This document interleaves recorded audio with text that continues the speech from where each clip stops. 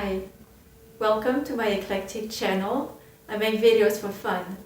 And today I'm going to talk about what Europeans find weird when they visit the US, which is pretty much everything.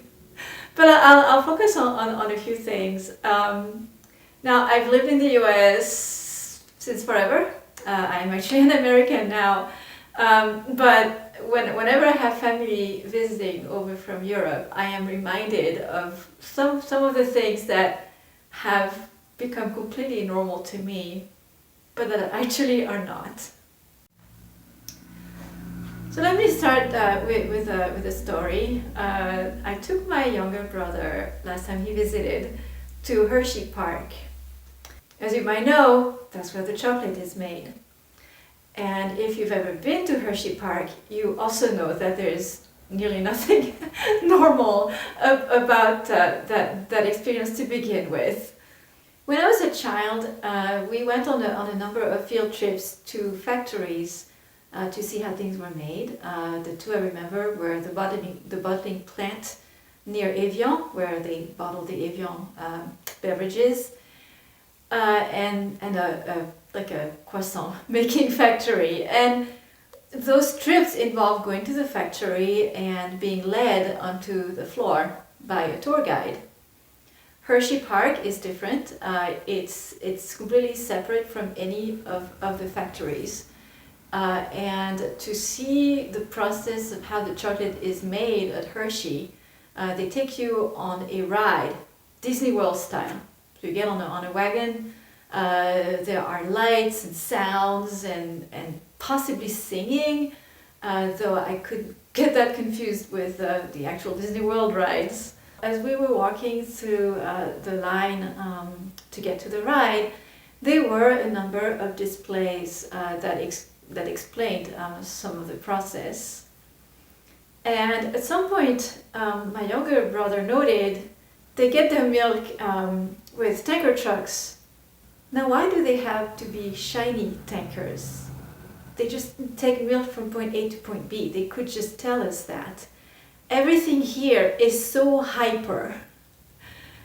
And when he told me that, it's like the world turned from black and white back to color. Sounds that had been muffled as if I had been underwater became clear and loud again. When we went on the ride, I was overwhelmed with the emotions and the lights and the screaming.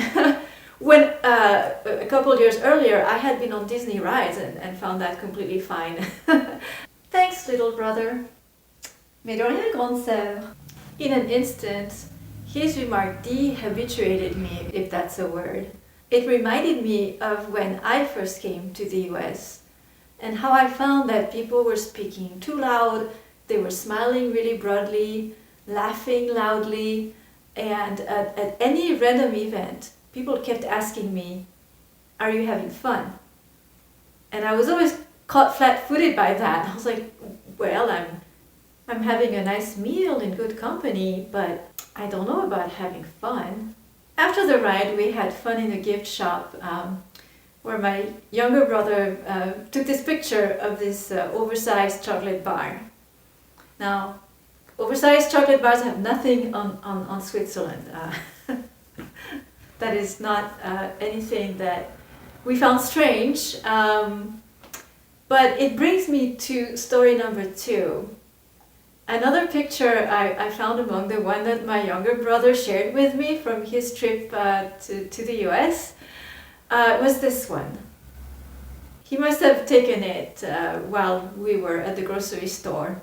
Okay, so you might find that strange, like why would someone take a picture of a shampoo bottle? What is so interesting about it? It's a huge shampoo bottle. It's a hair salon grade industrial sized shampoo bottle and also perfectly normal. It sits in my shower next to my gallon size conditioner. When I go back, I experience it the other way. I wonder why people, why my family keep in their bathroom this series of cute travel size shampoo and soap bottles. Another time I was pulled right back into my European roots by my younger brother was when we were staying at an Airbnb in Colorado. We had the whole house to ourselves. Wonderful, wonderful home. But soon after we arrived, my younger brother started to look around the home, and he said, "Agnes, there's this humming. It's just this constant humming. What is that?" And at first I didn't hear anything, but then when he told me, like, "You're right, it's a humming." So the weather was mild and there was no heat or no air conditioning on. So we did go through the entire house, and we never, it wasn't the fridge, we never found the source of that humming, but it bothered us through the night. If it had not been for my younger brother, I would actually not have noticed it. So again, thanks, little brother. But this is another thing. I am still, for me, it's still a struggle in this country. Especially in our case, we grew up in a house in the countryside. So needless to say, it was really quiet. Here, even if you're in the countryside, homes have plenty of noise. Like the forced air, heat. That's one of my pet peeves. I find that really uncomfortable. It turns on and off, it makes noise when it does, it blows air around. It's not really successful at heating a home. I like radiators better, much more comfortable, a much more durable type of heat, more inertia. And of course, in the summertime, there's the air conditioning that people here run constantly, even where I live here, where really you open a window and you're done. I don't know why people run their air conditioning. So yeah, it's a country where there's just noise in the homes, and also light. And this really kills me.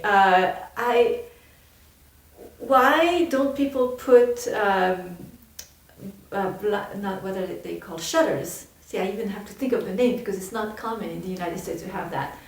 I know I have friends down in Florida, and recently I was in North Carolina on the seashore, and people have to, if they're prepared, they will have boards that they store in their garage, and then have to take them out, and they have to nail on their windows. I'm like, okay, why don't you have a good system of sturdy shutters with good closure? Because there's a way to do that. On the coast in France, they get storms. Well, they have a whole system of shutters that don't blow away with the wind. And where I lived growing up, storms were not a problem, but we had cold nights.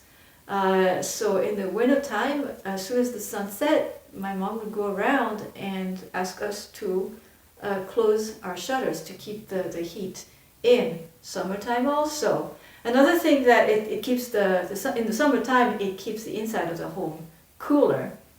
Here in the US, I do that, but I've resorted to, this is terrible, it's ugly and clunky, but it saves on energy bills and it increases the comfort of the home. We got, with my husband, we get those, what are they, like those insulating panels that they actually use in construction. Well, you can buy them at Lowe's or Home Depot, and you cut them to the size of your window and you stick them in there. So I do that in the wintertime when we get nights when it's freezing. Put that against my windows to keep my home warmer, and in the summertime, same thing, I keep the heat out this way. So that's a really odd thing. And another thing that shutters do is they allow you to completely darken a room. So now I get back to the noise and this light sleep night that my brother and I got. We are used to sleeping in quiet and dark places, really comfortable nest. So I try to recreate this here in the US, but the home is not built for that. Thank you for watching. If you're still here, it means you enjoyed this video. Don't forget to give it a like.